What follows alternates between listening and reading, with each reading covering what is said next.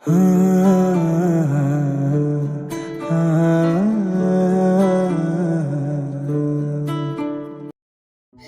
Everyone, welcome back to my another blog. চলে এলাম আবার একটি অনেকদিন পর ব্লগ ভিডিও নিয়ে। আজকে যাচ্ছে ফাঁসিদয়া মেলা। বান্ধবীরা আমার জন্য ওয়েট করছে। আমার একটু লেট হয়ে গেল বলে ওরা কিন্তু শুরু হয়ে গেছে খুনসুটি করা আমার সাথে।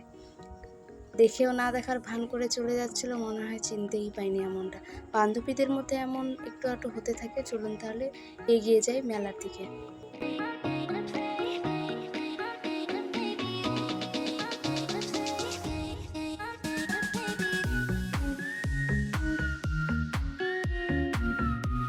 রাস্তা নিয়ে সোজা চলে এলাম মায়ের কাছে। সবার প্রথমে মাকে প্রণাম করবো, তারপরে মেলার ভিতরে যাব।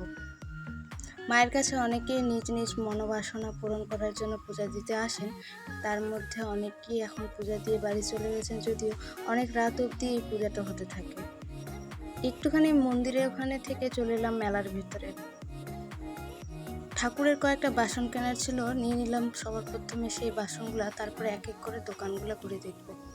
প্রতিবারের মতো এবারেও অনেক দোকানে এসছে। চলুন আপনাদের সাথে শেয়ার করি এক এক করে।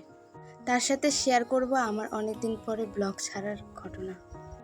আসলে মোবাইলে কিছু টেকনিক্যাল প্রবলেমের জন্য নিয়মিত ব্লগ ভিডিও ছাড়া আমার হয়ে উঠছিল না, কিন্তু এরপর থেকে নিয়মিত ব্লগ ভিডিও ছাড়ার চেষ্টা করব। মেলায় ঘুরতে ঘুরতে দেখতে পেলাম এই রাবারের সাপটা। রিয়েল সাপকে তো ধরা যাবে না, তাই রাবারের সাপটাকে ধরে একটুখানি মনটাকে শান্তি করলাম। চলুন এবারে যাই রাইডের ওদিকটা।